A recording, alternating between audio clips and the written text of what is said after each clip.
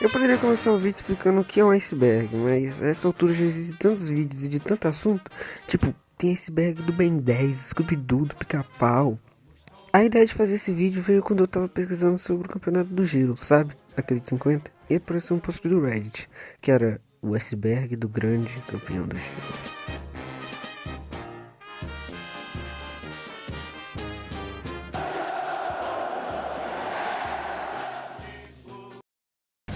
Camada 1. Eu acredito. O ano é 2013, Galo na Libertadores, e 2013 se lembra a era de ouro do Galo doido. O Atlético poderia ter mais torcedores se não fossem os jogos que matavam os caras do coração, que tiveram que empurrar o time usando a famosa frase "eu acredito".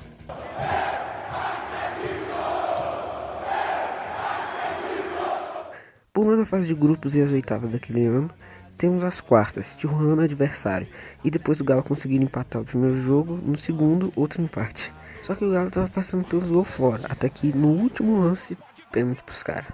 Só um milagre, melhor, um santo, pra pegar e dar a vaga pro Galo. Porém, nós temos Vitor pega, Galo nas semis. Newell's agora, com o Galo perdendo o primeiro jogo por 2-0. No segundo, empurrado pelo acredito e por outras coisas, o Galo faz 2, leva pros pênaltis e passa com mais uma atuação de Vitor. Final, deixando a decisão de novo pro segundo jogo, depois de muita emoção, gol e mais um gol nos 41 do segundo tempo, pênaltis. Agora com o Mineirão lotado, deu Galo, consagrando a campanha e uma das frases mais legais do Galo. Sem bi. Esse meme não cola mais. Afogados. Esse foi de quando, em 2020, pela Copa do Brasil, o Galo pegava Afogados, depois de uma vitória. Não foi vitória não? Tá. Depois de um empate por 2-2, a partida ia para os pênaltis. Depois de um 7-6, o Afogados passava. 6-1. 38ª rodada do Brasileiro. Galo e Cruzeiro. Cruzeiro precisando da vitória para não cair. Torcida única do Celeste. Como algumas matérias falavam, parecia ser um jogo equilibrado, até começar. Aos 9, Roger, o comentarista, faz o primeiro. Aos 28, Leandro Guerreiro. Caralho, rimo. Depois, aos 33, Anselmo Ramon. E aos 45, Fabrício. No segundo tempo, Wellington Paulista aos 11. Hever diminui para o Galo aos 15. Everton nos acréscimos faz o 6-1. Raja Casablanca. O ano novamente 2013, mas não para falar de uma campanha legal, heróica, e sim da eliminação do Galo por 3-1 no Mundial, para um time do Marrocos. Mas eu não tô sozinho nessa. Vem cá, Inter. Viradas. Esse time tem tantas viradas, sério. Tem um site das 90 maiores viradas da história do Galo. Por isso eu escolhi aqui falar das mais marcantes. Ou não. Como eu já falei bastante da Libertadores de 2013, vamos seguir não falar dos jogos contra o Newell's, Olímpia e vários outros. Copa do Brasil de 2014. No placar agregado, o Corinthians chegou a abrir 3 gols de vantagens, mas o Atlético conseguiu reverter e garantir a classificação, com grande atuação de Guilherme com gols e assistência. Ed Carlos marcou o 4º gol do Galo. Ainda em 2014, ainda pela Copa do Brasil, Atlético e Flamengo se pegavam. Viciado em perder o jogo de ida por 2-0, o Atlético passou a dar pitadas cada vez maiores de tensão no roteiro. Dessa vez, no Mineirão, o adversário abriu o placar aos 34 do primeiro tempo. O Galo teria pouco mais de 55 minutos para marcar o 4º gol. Um radialista chegou a cravar a classificação dos cariocas, virada histórica contra o Flamengo. Ano passado, o Bahia recebeu o Atlético no jogo que decidiria se seria campeão adiantado ou não. O primeiro tempo foi mais truncado e foi no segundo que o Bahia fez 2, com o Galo jogando muito mal. E em 5 minutos aconteceram um pênalti e 2 golaços, num jogo que pra mim foi muito emocionante. São Vitor. Um apelido justíssimo, somente um santo para pegar pênalti no último minuto, pegar várias cobranças e eu cravo aqui pra vocês. O Vitor foi o principal responsável pelo título da Liberta. Se não fosse ele, não teria passado das quartas. Rebeca Neri. Aquela menina de 21 anos, aquela moça que chorou na eliminação do Palmeiras, bom, ela disse que não chorou pra eliminação, e assim chorou o jogo inteiro. 1981. O ano é 1981. O Atlético tinha um timaço. Reinaldo, Era Aleixo, Cerezo eram só alguns dos nomes. Na Libertadores, caiu num grupo com Flamengo, Cerro e Olímpia. Depois de muito rolo, eles empataram em 8 pontos. Em um jogo de desempate na Serra Dourada, em Goiânia, que ficou marcado por filho da puta José Roberto Wright, que expulsou 5 jogadores do Galo. E quando se expulsa 5 atletas, WO. Resumindo, o maior roubo da história do Liberto. Camada 2. Rivalidade com o Flamengo. Uma das, se não for a maior rivalidade interestadual do Brasil, rivalidade essa que começou lá em 79, em 80, depois de uma final polêmica de Brasileirão, com 3 jogadores expulsos, depois em 81, como eu disse ali atrás, a vitória do Flamengo por WO, recentemente, em 2014, pela Copa do Brasil, rolou aquele jogo do 4-1, em 2020, 4-0 para o Atlético. Quarta-feira tem mais. Em 2014, Galo e Cruzeiro dominavam o cenário nacional, o Brasileirão tendo como campeão o Cruzeiro e a final da Copa do Brasil entre esses dois. Depois do jogo que deu título ao Cruzeiro, uma repórter chega para Ricardo Goulart, comemorando com uma bandeira. Ô Goulart, desse jeito você vai enlouquecer o pessoal, a ideia é essa mesmo? Quarta-feira tem mais! Goulart depois disse que não foi na empolgação do momento e que ele nem escutou nada que ela disse. E depois de perder a final da Copa do Brasil pro Galo, os atleticanos não esqueceram essa declaração. Contra o vento. E o mito Roberto Drummond criou a frase que representa muito o sentimento atleticano. Se houver uma camisa preta e branca pendurada no varal durante a tempestade, o atleticano torce contra o vento. E quando eu cheguei em Belo Horizonte, eu fui assistir um treino lá em Lourdes, onde hoje é o Diamond Mall, era o estádio do Atlético, e na época não tinha essas lavanderias sofisticadas dos times de futebol, né? E estava no varal pendurado um punhado de camisa dos jogadores. E começou a chover durante um treino. Olha, hoje se chove, os jogadores continuam treinando. Naquela época não. Choveu, todo mundo correu. Todo mundo correu e a lavadeira correu na beira do campo para, numa parte de fora assim, para apanhar as camisas, para as camisas não molharem. E todo mundo escondendo da chuva, em uma ventania danada, e só ficou uma camisa do Atlético pendurada no varal. E aí começou todo mundo a torcer pela camisa. O vento fazia assim, ela não caía e gritava. Pô, mas foi um negócio alucinado. Aí quando eu estava no Estado de Minas, e foi uma coisa maravilhosa da minha vida, a minha fase no Estado de Minas, eu, escrevendo uma crônica de futebol, lancei uma frase que pegou, que é: se houver uma camisa branca e preta pendurada no varal durante uma tempestade, o atleticano torce contra o vento.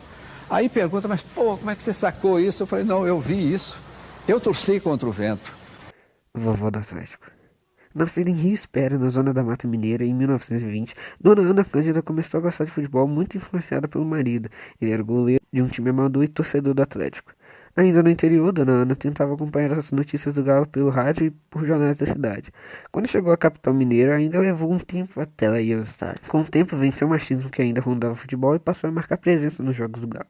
Neste ano de 2022, a vovó do Atlético faleceu aos 101 anos, em janeiro.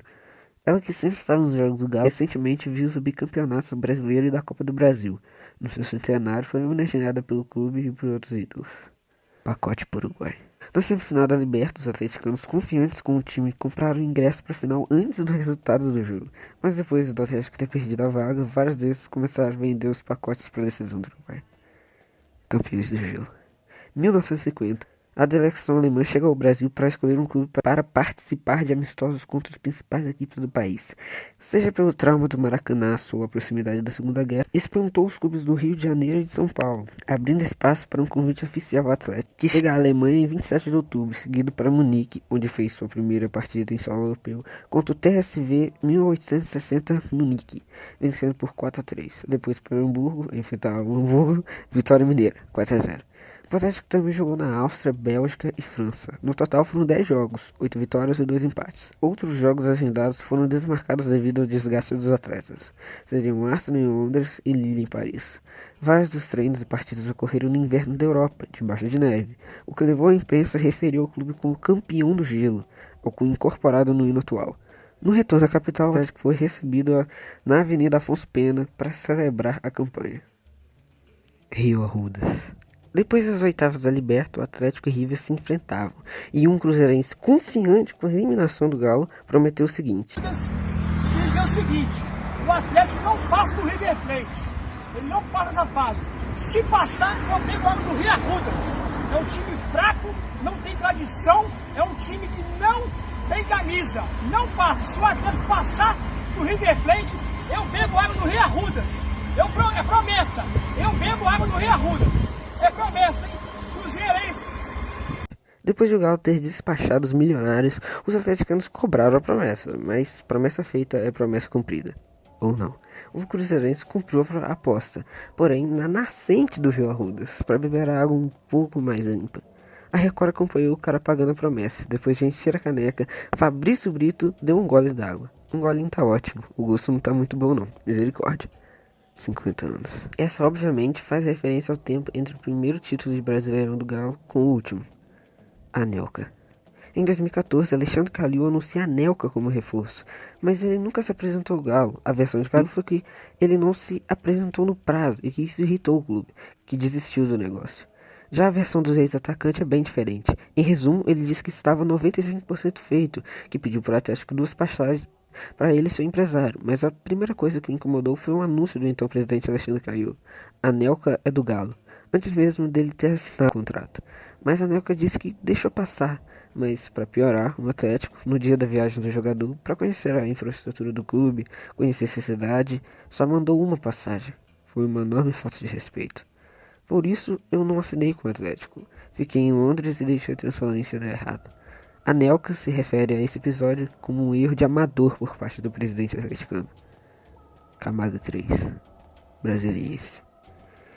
Em 2002, o Atlético chegava pela terceira vez às semifinais da Copa do Brasil e enfrentava o modesto Brasiliense. O time de Taquatinga, Distrito Federal, tinha eliminado o Náutico e Fluminense. No primeiro jogo, o Jacaré fez 3-0 do Galo. Em casa, nova vitória, por 2-1. Um vexame no time alvinegro. Bida Comebol. A chamada Copa Comebol, que serviu de base para a criação da Sul-Americana, teve como bicampeão o Atlético. No primeiro título, logo na criação da competição em 92, veio pelo comando de Procópio, nas oitavas contra o Fluminense, depois de perder o primeiro jogo no Rio de Janeiro por 2-1, no Mineirão o Galo virou com 5-1. Nas quartas, o Galo enfrentou o Atlético Júnior. Na Colômbia, 2-2. Em BH, 3-0 para o Galo.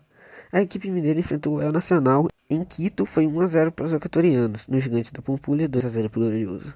No primeiro jogo da final, o Atlético em casa derrotou o Olímpia por 2-0, 2 gols do Negrini. Sob muita pressão no estádio Manuel Ferreira, o Atlético suportou, sendo derrotado por 1-0. O Bi veio em 97, Emerson Leão como técnico. Após ser terceiro colocado no Brasileirão, a primeira fase teve como adversário a Portuguesa, que fora de casa tomou 4-1 do Atlético, com 3 gols de Valdir, no Mineirão 0-0. Na fase seguinte, contra a América de Cali, o Galo fez 2-1 na Colômbia. Em BH, o América tentou surpreender abrindo o placar, mas Edgar empatou. Na semis, contra o Universitário, no Peru, 2-0 para o Alvinegro. Em casa, uma goleada de 4-0, com 2 gols de Valdir. Na final, um argentino, o Lanús. Mais uma vez, o Atlético não tomou conhecimento, 4-1, com o Valdir deixando dele. Provavelmente você conhece a briga contra o Lanús, que é bem famosa na verdade, mas eu vou falar dela mais pra frente, beleza? Voltando, em BH, com o empate 1-1, o Galo se sagrou campeão. Com a segurança reforçada, os jogadores do Lanús não puderam fazer nada, e o Galo, campeão invicto. E no antigo. Eu sinceramente não sei porque isso tá aqui. Talvez seja porque não é tão conhecido assim? Talvez. Corinthians 11, Galo 2. No dia 12 de outubro de 1929, Corinthians e Atlético faziam um amistoso no Parque São Jorge. No início do jogo, o time paulista pressionou, fazendo muitos gols, que eu não vou ter saco para colocar todos. Refletor. Aos 32 minutos do segundo tempo, o placar indicava 1-0 para o Atlético Mineiro diante do News Old Boys. E o jogo não se mostrava nada fácil para o Galo, que precisava do segundo gol para levar a decisão para os pênaltis, mas uma falha na iluminação de uma parte dos refletores mudou a história da partida. Na visão do técnico Cuca, o problema de luz que houve na Independência foi fundamental para que o Galo conseguisse o segundo gol e, consequentemente, ir para a disputa de penalidades. Há quem diga que o defeito na iluminação foi causado de maneira proposital, já que o Galo melhorou na partida após a volta da luz e chegou ao segundo gol. Mas o presidente Alexandre Calil admitiu que ficou desesperado, já que se a energia dos refletores apagados não voltasse em 30 minutos, o árbitro poderia encerrar o jogo. Foi fundamental, do jeito que estava não iríamos fazer o gol. Aquela parada foi ótima pra gente dar uma mexida e pensar nas trocas. O problema de iluminação no Horto contra o News Old Boys não foi o primeiro a acontecer na Independência. O próprio América teve um jogo encerrado contra o São Caetano pela Série B.